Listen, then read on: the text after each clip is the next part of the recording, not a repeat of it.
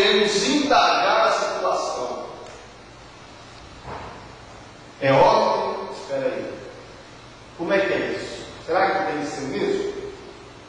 E quando você lê Mateus capítulo 14, versículo 22 a seguir, nós encontramos, irmãos, uma história profunda, com ensinamentos profundos para a nossa vida espiritual.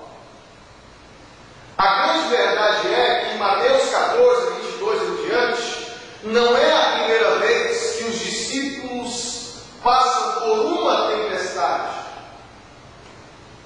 Não é a primeira vez que eles enfrentam uma tempestade. Porém, essa tempestade era diferente, porque Jesus não estava aparentemente por perto. Quando você lê os versículos anteriores, você percebe que ocorre um grande milagre, a multiplicação dos pães. Jesus alimenta aquela multidão, grande multidão que estava faminta no meio do deserto.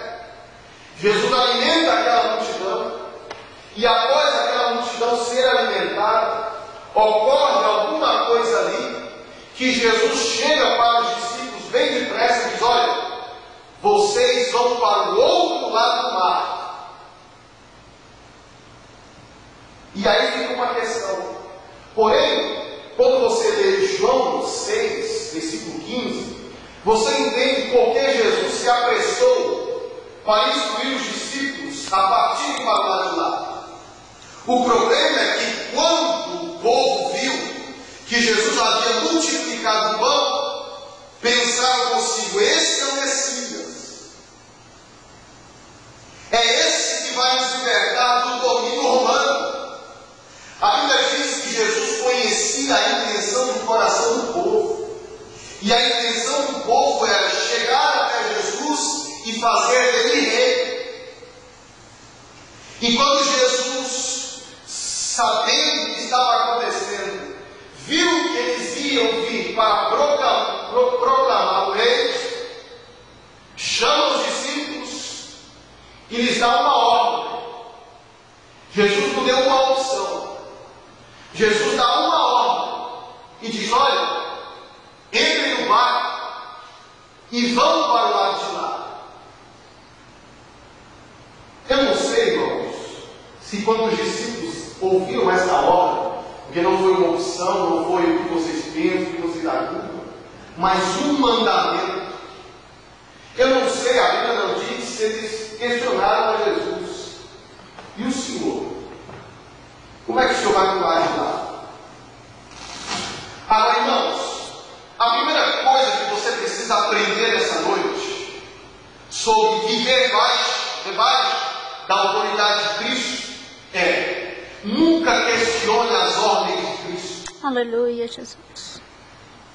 Quem era pescador naquele tempo? Quem conheceu o lago, mar da Galileia, o lago de Genezaré, sabia, irmãos, que era uma região geográfica perigosa. Aquela região poderia, e acontecia temporais repentinamente. E Jesus dá uma ordem, dizendo: olha, vocês vão pular de lá. Mas Jesus não falou que tinha tempestade. Jesus não falou que estava vindo o vento contrário. Jesus não falou que eles iam passar apuros no meio do caminho. E cá entre nós, irmãos, não é mais ou menos assim com a gente? Jesus chega para nós e diz: vai para os Estados Unidos da América. Mas Jesus não falou que vive crise econômica. Jesus não falou que tem problema. Jesus não falou que vinha imigração. Eu me lembro, irmão, quando nós estávamos no Brasil ainda, eu pintava o sete dos Estados Unidos tão grande, um sete tão grande, que aqui, irmão, nem tinha ônibus, todo mundo tinha seu carro, não tinha poste nas ruas, era tudo aquela coisa arrumadinha e tal, era uma perfeição. E alguém chegou a dizer assim: olha, se chegar aqui você vai ter trabalho, em 6 meses, 1 ano, não muito tempo, você está com o documento na mão, pode voltar.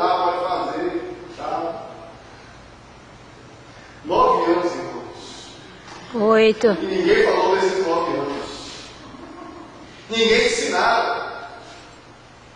Jesus chega para os discípulos e diz: olha, vão para o lado de lá, é uma ordem. E sabe, irmãos, que eu acho que os discípulos pensaram assim. Lá em Mateus 8, ele estava para a gente no barco. E quando veio a tempestade, nós simplesmente o acordamos e ele nos salvou. Se ele está mandando a gente ir para lá e ele não está indo com a gente, é porque o negócio vai ser bom. É porque não vamos ter problemas. Não, se ele confiou para ir sozinhos, significa que o mar vai ser uma maravilha. Vai ser uma maravilha. Mesmo que seja noite, tudo irá bem. Porque a palavra dele falou: vamos, então vamos. E aí, irmãos, a Bíblia diz que os discípulos obedecem a Jesus. Entram no barco, vão, partem, e Jesus fica atendendo algumas pessoas. A Bíblia diz que os discípulos saíram antes